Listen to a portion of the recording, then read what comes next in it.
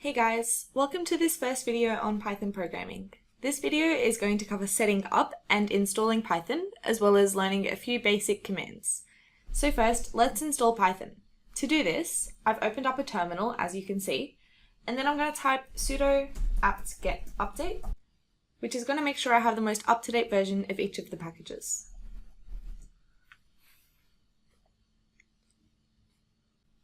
Next, I'm going to type sudo apt-get install Python 3.6. Python 3.6 is the version of Python which we're going to use in the course. The installation commands are going to be different on a Mac environment, so a link to the instructions for different operating systems is provided in the description box below. To check if Python was correctly installed, you can type python 3.6 -- version.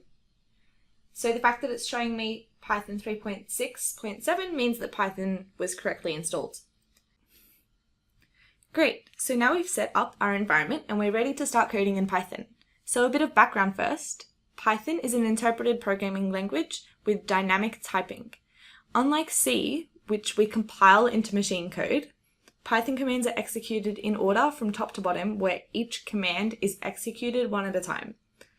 We can start a Python interpreter by typing Python 3.6 in the terminal, which accepts commands and evaluates them. We'll start with a basic hello world program, for which the command is simply print.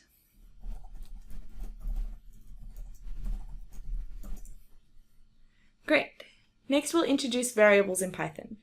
Variables in Python can be declared by specifying a variable name and a value. However, we don't need to specify a type.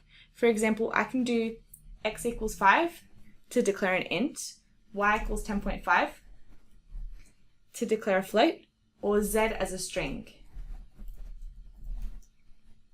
Notice I don't need to say int x equals 5, as the types of these variables are determined dynamically.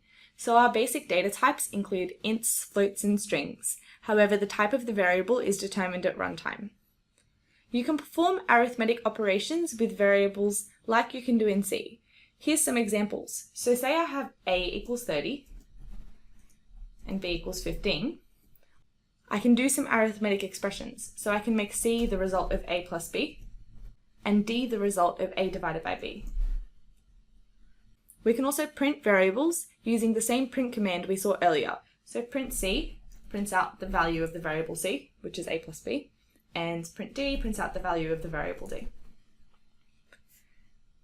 We can also use this plus operator for concatenation of strings. So for example, say I have a variable name which stores the value Jack in a string, and I want to print a welcome message that says welcome to Jack.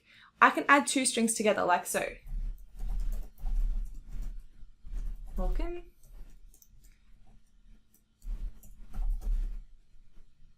So if I print the welcome message,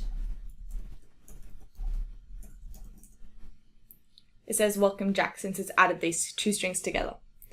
So we've seen how we can do addition with numbers and concatenation with strings, but we can't mix types in these operations.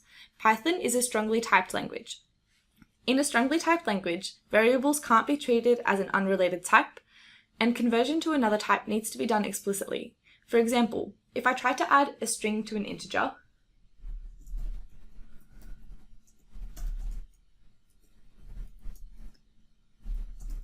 I'm going to get a type error. So it tells me unsupported operand for types integer and string.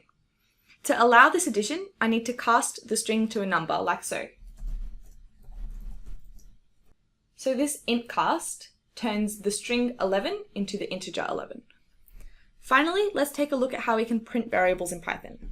We've seen how we can print a single variable. Say I have x equals 100. I can print x. You can also concatenate multiple variables or strings inside the print function with a comma.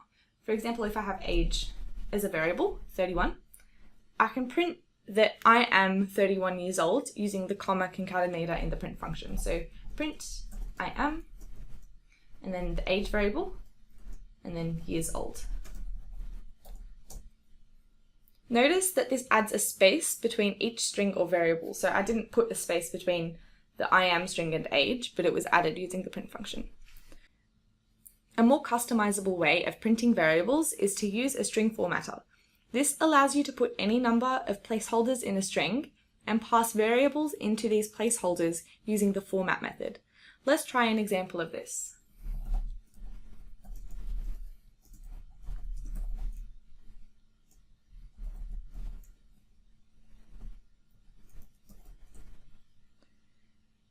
So as you can see, the value 10 has been passed into the placeholder, and the placeholder is indicated using these curly braces. This can also be done with multiple variables. For example,